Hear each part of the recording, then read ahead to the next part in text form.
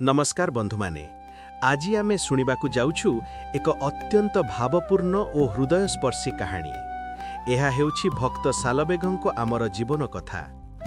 एही कहानी केवल एक भक्तंको कहानी नुहे, एहा हेउछि भक्तिर शक्ति और प्रभुंको असीम कृपार जीवंत प्रमाण।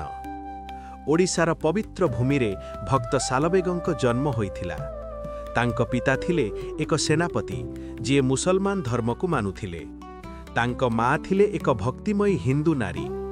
एही दुई भिन्न धर्मर संस्कृति मध्यरे सालबेगंको शैशव कटिथिला। छोट बेलू से जीवनर कठिन सत्यको अनुभव करिथिले। से देखिथिले जंत्रणा, दुख और असहायता। तथापि तांको मनरे थिला एक शांत और भल हृदय। एक समयरे तांको जीवनरे एक बड़ विपद आसिला। से गुरुतर भावरे आहत होई पड़िले। तांको जीवनमान अंधकार रे डूबीगला। सेतेबेले तांको माँ तांको पाखरे बसी शांत स्वर रे कहिले, पुओ तू जगन्नाथंकु स्मरण कर, से तोते निश्चय रक्षा करिवे। माँको कथा सुनी सालबेग तांको मनर समस्त भय और जंत्रणाकु प्रभुंको पाखरे समर्पण कले। से हृदयर गभीरकरु प्रार्थना कले। तांको भक्ति एते निर्मल और सत्य थिला जे धीरे धीरे से सुस्थ हेबाकु लागिले। एही आश्चर्य घटना तांको मन और जीवन को पूरा परिवर्तन करिदेला। सेही दिन ठारू सालबेगंको जीवन रे एक नूतन आरंभ हेला। से पूर्ण भावरे प्रभुंको भक्ति रे लीन होई गले। से दिन रात्रि प्रभुंको नाम जप करुथिले।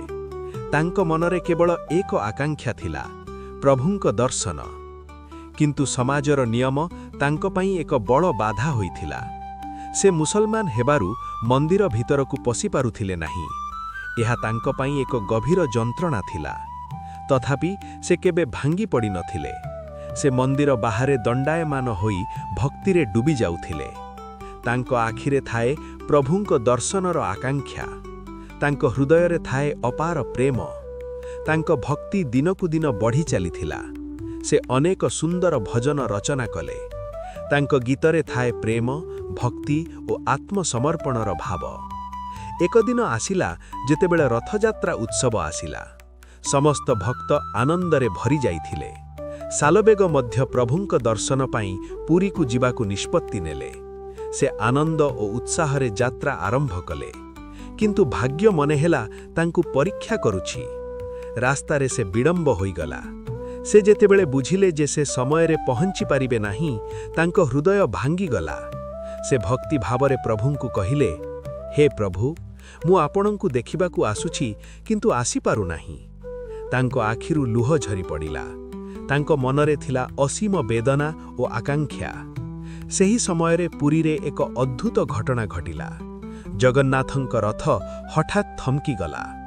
हजार हजार भक्त रथ को टाणिबाकु चेष्टा कले, किंतु रथ 1 इंच मध्य आगकु बढ़िला नाही।